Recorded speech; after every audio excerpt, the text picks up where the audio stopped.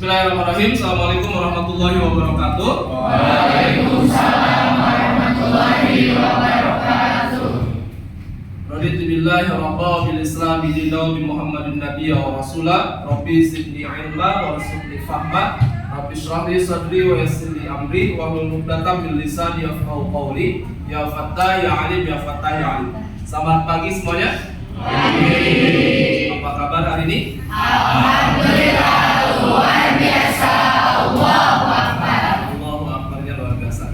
Baik, alhamdulillah hari ini kita semua bisa dipertemukan lagi oleh Allah Subhanahu wa taala, dan pada hari ini kita nanti akan belajar satu proyek dengan kalian, yaitu proyek P5 tentang proyek penguatan profil pelajar Pancasila. Tapi sebelum itu Bapak akan minta bantuan KM untuk memimpin doa. Ya, silakan. Siap. Berdoa mulai. Bismillahirrahmanirrahim. Raditu billahi robba wa bil islami dina wa bi Muhammadin nabiyya wa rasulah.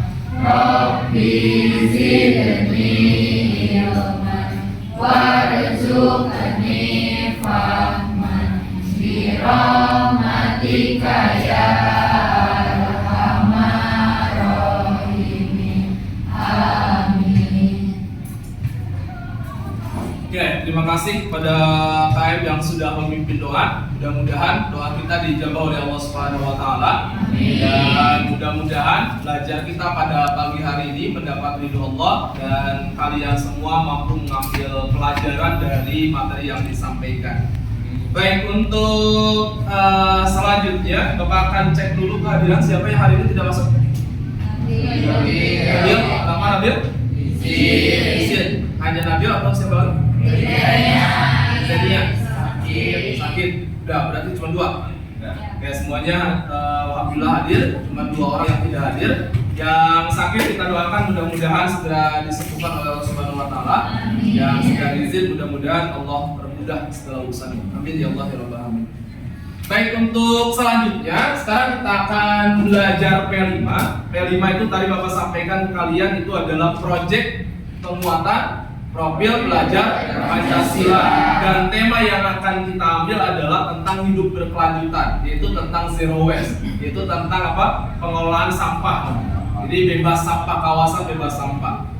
Nah, sebelum kita nanti bikin proyek terkait dengan zero waste, Bapak ingin sampaikan terlebih dahulu kepada kalian apa itu zero waste, kemudian sejarah atau wilayah mana yang sudah sukses menerapkan zero waste. Nah, di sini coba diperhatikan semuanya ke depan. Zero waste itu adalah filosofi dan gaya hidup yang bertujuan untuk mengurangi limbah sampah hingga mendekati. Nah, konsep ini berfokus pada pengelolaan sumber daya secara berkelanjutan terhadap lingkungan dan memaksimalkan. Nah, lalu kemudian apa sih sebenarnya tujuan dari zero waste? Tujuannya adalah di mana barang-barang dan bahan itu terus digunakan dan didaur ulang. Tujuannya, dan ada 5 prinsip dari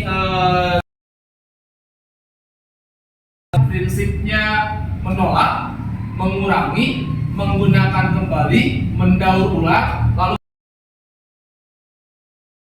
dari zero waste. Nah, selanjutnya tentang sejarahnya, sejarah zero waste ini. Itu konsep zero waste ini pertama kali muncul itu sebagai filosofi di era 1970-an ketika isu limbah dan polusi. Kemudian selanjutnya dari tahun 1980 dan 1990 dan sampai pada tahun 2013 seorang penulis buku Zero Waste Home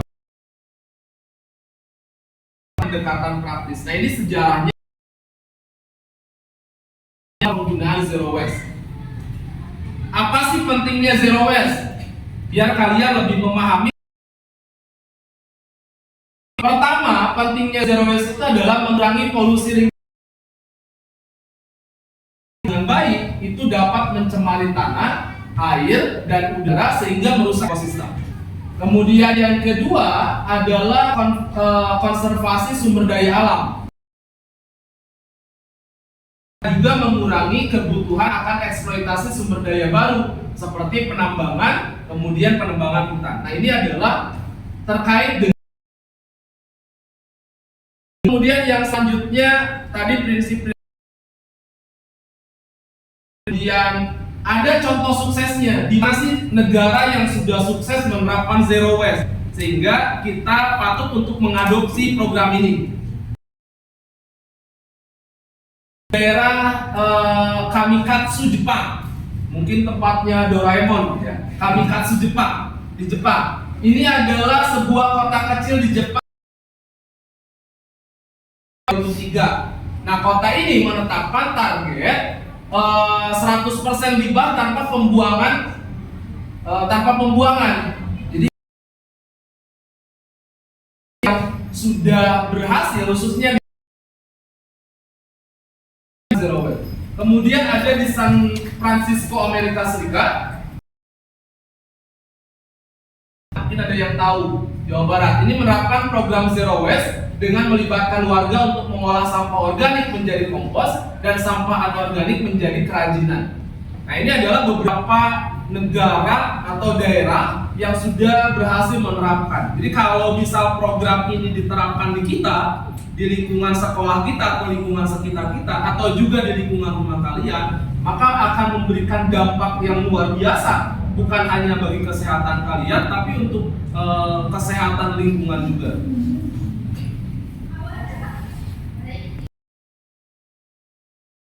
Ada kunci keberhasilan zero waste. Pertama tentang pendidikan. Tentu pendidikan ini menjadi modal utama. Kemudian adalah kebijakan, dukungan dari pemerintah dan regulasi yang ketat. Jadi tanpa ada regulasi sebenarnya program ini akan tidak mudah untuk dikerjakan, termasuk di kita di sekolah.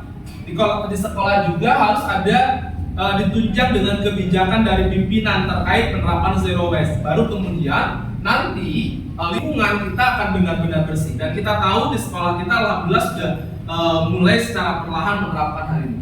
Kemudian fasilitas pusat daur ulang dan kompos yang memadai, kemudian adanya partisipasi atau keterlibatan aktif masyarakat, yang kalau di kita adalah partisipasi dari warga sekolah.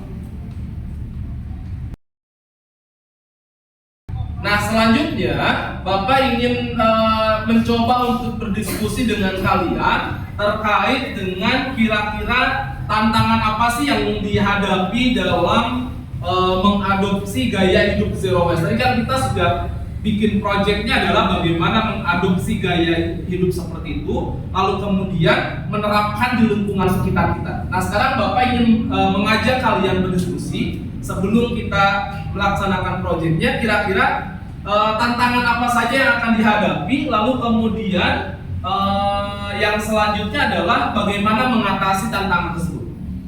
Mungkin ada yang punya ide atau punya pendapat, silakan. Ya, silakan. Salah satu tantangannya itu kurangnya kesadaran dan pendidikan. Kurangnya kesadaran dan pendidikan. Oke, masuk terus. Ketersediaan infrastruktur. Ketersediaan infrastruktur itu juga berarti harus menjadi hambatan. Tidak tersedianya infrastruktur itu menjadi hambatan untuk pelaksanaan program. Oke, selanjutnya mungkin ada yang lain yang menambahkan? Silakan. Menurut saya, untuk contoh tantangan yang lainnya dari kebiasaan hidup kita yang konsumtif. Kebiasaan hidup konsumtif, oke, masuk terus. Yang selanjutnya itu pun seperti daya awalnya itu tinggi untuk menciptakan zero waste. Biayanya juga tidak ini ya, tidak sedikit ya. Oke, selanjutnya mungkin ada pendapat lain? Ya, silakan.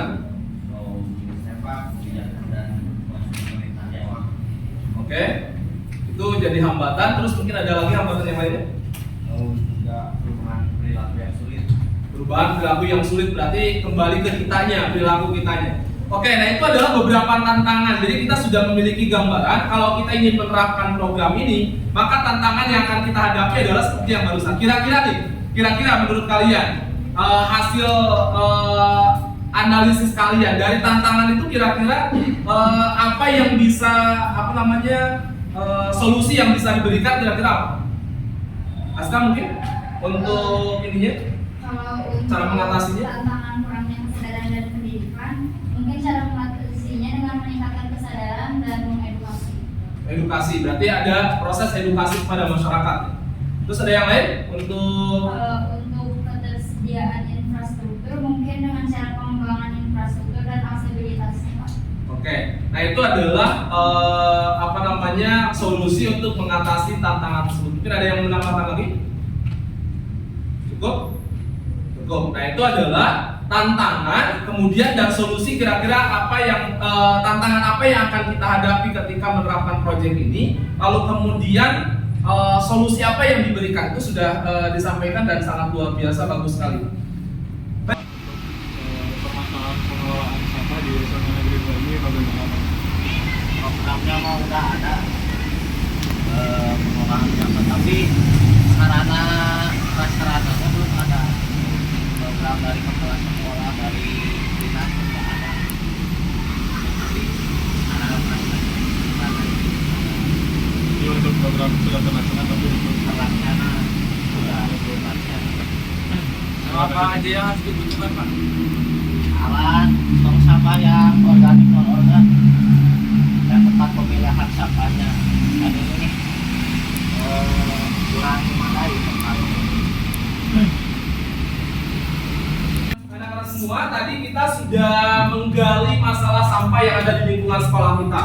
Kita sudah tahu tentang berbagai permasalahan yang dihadapi di lingkungan sekolah. Kemudian kita juga tadi sudah melakukan survei dan wawancara dengan petugas kebersihan terkait dengan bagaimana permasalahan yang dihadapi ketika mereka berkaitan dengan urusan sampah.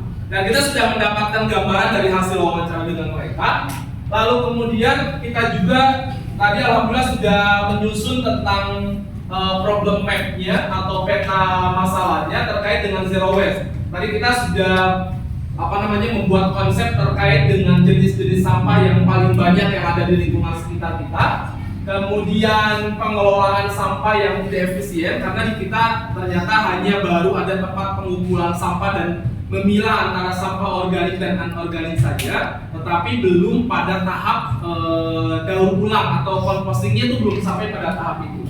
Nah, kira-kira sekarang nih kita akan coba berdiskusi lagi dengan kalian. Kira-kira dampaknya apa sih? Dampak sampah terhadap lingkungan. Ini supaya jadi memberikan banyak gambaran bagi kita supaya kita nanti lebih terpacu lagi untuk melanjutkan proyek. Ya, kira-kira ada yang mau berpendapat dampaknya apa sih? Oke, silakan dampaknya kira-kira apa?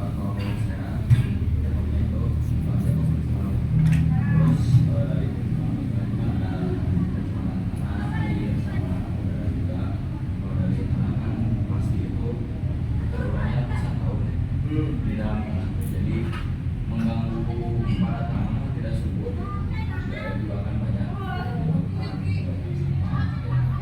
sebetan yang mengganggu pada laut, laut udara, satu cara menghilangkan sampah yang Oke. Nah, itu salah satu dampak sampah. Jadi yang pertama tentang pencemaran. Pencemaran tanah, air, udara, tanah, air, enggak? Oke, selanjutnya kira-kira ada ini lagi? Oke, apa? Oh, berarti dampak sampah itu sampai pada iklim. Udah ada perubahan iklim gara-gara sampah. Oke, nah itu satu dampak yang sangat besar. Ternyata bukan hanya mempengaruhi lingkungan kita aja, tapi lebih besarnya adalah dampaknya adalah mempengaruhi iklim. Nah, itu luar biasa. Sehingga Bapak kira proyek ini benar-benar harus kita nanti di dalam aksinya ini harus benar-benar kita serius menjalani. Oke, mungkin ada terakhir masih ada? Ya. kesehatan masyarakat, dari tempat berkembang biaknya nyamuk dan tikus yang membawa penyakit.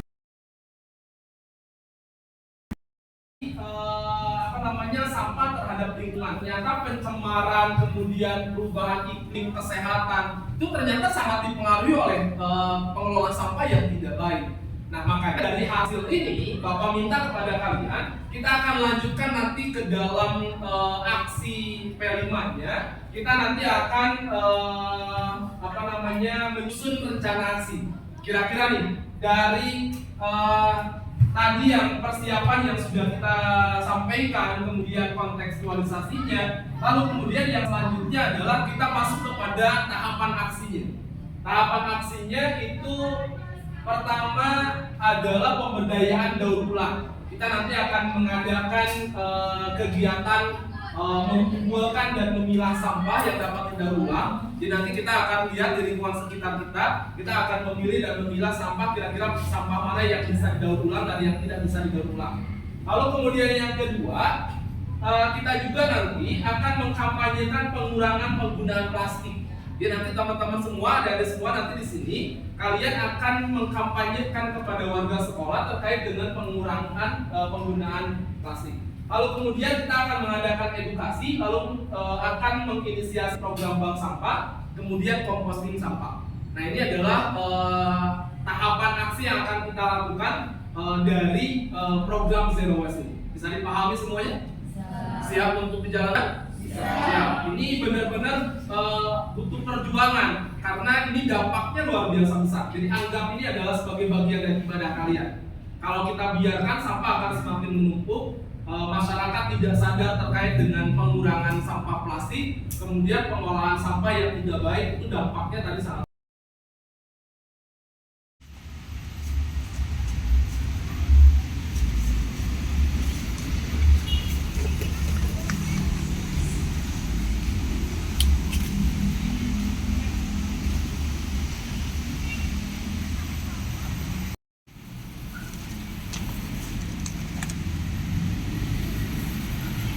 Jangan lupa buang sampahnya ke tempatnya. Terus jangan lupa dipilah dulu sampahnya. Terus kurangi penggunaan plastik. Oke? Terima kasih.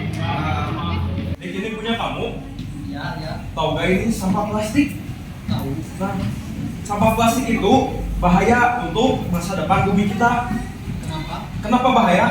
Karena bumi ini kalau tertumpuk sampah plastik yang jumlahnya sangat banyak, itu bisa menyebabkan global warming. Kamu tahu gak global warming itu apa? Gak tahu. Apa itu global warming? Global warming itu pemanasan global. Jadi si bumi ini makin panas gara-gara adanya sampah plastik yang banyak. Jadi kamu harus mengurangi sampah plastik ini. Oke, alhamdulillah program kita sudah berjalan dan aksi yang tadi kita sudah susun, alhamdulillah kita sudah laksanakan dari mulai tadi pemberdayaan daur ulang, kemudian kampanye terkait dengan pengurangan penggunaan plastik, edukasi masyarakat, inisiasi program bank sampah, lalu kemudian composting sampah organik.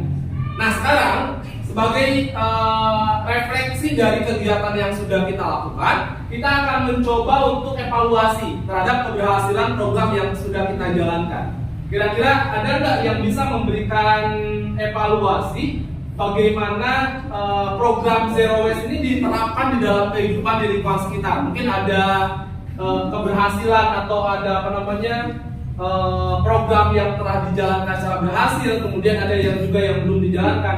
Mungkin ada yang ini bisa memberikan evaluasi? Ya, silakan. Alhamdulillah di sekolah kita itu sedang menjalankan dari program Zero Waste ini. Ya. Misalnya seperti siswa kita kan membawa tangga sama botol minum. Tapi untuk evaluasinya di sekolah kita itu kurangnya dari Fasilitas untuk pengelolaannya. Jadi pemilahannya udah ada, cuman pengolahannya misalkan di sekolah kita tuh ada pemilahan sampah kayak organik atau anorganik. Cuman tidak ada untuk pengolahannya. Jadi si organiknya itu hanya disimpan dan anorganiknya itu diangkut oleh truk sampah. Jadi kurangnya dalam pengelolaan fasilitas. Oke. Ya, itu evaluasi terhadap keberhasilan kegiatan. Jadi tadi sebenarnya program ini sudah mulai berhasil karena tadi kalian juga sudah mencoba untuk berdiskusi dengan pemangku kebijakan di sekolah ini terkait dengan program Zero Waste dan sambutan baik. Kemudian sudah mulai diterapkan terkait dengan pengurangan sampah plastik, yaitu dengan kebijakan untuk masing-masing siswa itu membawa tumbler ke sekolah, kemudian bawa alat makan ke sekolah. Jadi kalian kalau minum tidak lagi beli air dalam kemasan, atau ketika jajan di kantin pun kalian tidak menggunakan plastik dan styrofoam. Jadi kalian bawa alat sendiri. Nah itu sudah sangat-sangat bagus. Hanya tadi mungkin ada kendalanya terkait dengan pemilahan sampah. Sampah yang organik dan anorganik itu masih belum bisa dimanfaatkan secara maksimal. Kurangnya ketersediaan fasilitas ya. Jadi kita hanya memilah sampah, memisahkan antara organik dan anorganik, tapi kemudian tidak bisa sampah tersebut didaur ulang atau dibuat kompos. Nah ini mungkin satu hal yang nanti kita bisa diskusikan dengan kepala sekolah. Mudah-mudahan nanti kedepannya dengan adanya proyek yang kalian jalankan, ini bisa jadi satu gagasan yang bagus untuk diterapkan di sekolah kita. Oke. Semua, tadi kita sudah mengadakan refleksi dari kegiatan aksi yang sudah kita lakukan. Nah, selanjutnya kita akan menyusun rencana tindak lanjut supaya aksi ini tidak berhenti begitu saja maksudnya. Tapi harus ada tindak lanjut dari aksi yang sudah kita lakukan. Nah, untuk rencana tindak lanjutnya Bapak serahkan ke kalian. Kira-kira mau seperti apa untuk melanjutkan aksi yang sudah kita buat? Rencana tindak lanjutnya kira-kira apa mungkin? Ya, Ska, kira-kira apa? Menurut saya mungkin bisa dengan mengadakan kolaborasi dengan pihak terkait. Dengan pihak terkait maksudnya? Misalnya kalau di sekolah bisa dengan pimpinan sekolah, atau kalau dari luar bisa dengan pimpinan daerah tersebut. Berarti kita mengadakan kolaborasi dengan pihak sekolah, dengan kepala sekolah. Jadi antaranya mungkin terkait dengan penyediaan tempat, kemudian penyediaan untuk pengolahan sampah itu sendiri. Lalu kemudian tadi berkolaborasi dengan siapa? Dengan pimpinan daerah, supaya nanti ada regulasi yang jelas, kemudian dukungan bisa berupa dukungan anggaran maupun dukungan kebijakan ya. Oke, bagus juga tuh rencana tindak lanjutnya gimana ya kan? Sepakat dengan hal itu? Sepakat. Jadi untuk rencana tindak lanjut dari kegiatan ini kita akan berkolaborasi dengan pimpinan sekolah juga dengan pemerintah daerah. Baik, untuk selanjutnya kira-kira ada lagi apa? Kak? Saya mau melakukan edukasi dengan warga sekolah atau sekitarnya dengan menghadirkan relawan atau pakar yang ahli dalam hal zero waste untuk meningkatkan kesadaran. Berarti kita mengadakan pelatihan dengan mendatangkan pakar yang emang ahli di bidangnya. Termasuk juga mungkin pelatihan bagaimana mengolah sampah, kemudian pelatihan terkait dengan bagaimana menjadikan sampah yang organik itu bisa jadi pupuk ya, kompos ya, bisa jadi pupuk dan itu bisa digunakan untuk tanaman yang ada di sekitar sekolah. Itu sangat-sangat bagus. Karena kalau kita hanya mengandalkan diri kita aja kan kayaknya kita belum ada kemampuan untuk itu ya. Tapi kalau menghadirkan ahlinya, itu nanti kita akan dilatih secara profesional supaya bisa menanggulangi sampah dengan baik. Oke, gimana yang lainnya? Sepakat dengan itu? Sepakat ya? Berarti kita ada setidaknya 2 program tindak lanjut. Yang pertama adalah kolaborasi dengan pihak terkait. Lalu kemudian yang kedua adalah melakukan pelatihan untuk pengolahan sampah. Termasuk juga mungkin kalau Bapak usul itu kita juga mengadakan studi banding ke bank sampah. Karena bank sampah ini sangat-sangat penting. Ada kayak di Tasik juga pasti ada lah untuk bank sampah. Kalau yang sudah secara nasional itu di Ciamis ada bank sampah, itu bisa kita nanti melakukan studi banding ke sana sehingga nanti hasilnya akan lebih maksimal lagi. Gimana? Sepakat ya? Sepakat. Terima kasih. Kita nanti tinggal actionnya setelah ini tindak lanjutnya sudah selesai. Selanjutnya adalah bagaimana kita tetap bersemangat untuk melanjutkan proyek ini sampai benar-benar tercipta sekolah ini menjadi sekolah yang bersih dari sampah. Siap semuanya? Terima kasih. Kita akhiri. Assalamualaikum warahmatullahi wabarakatuh. Waalaikumsalam.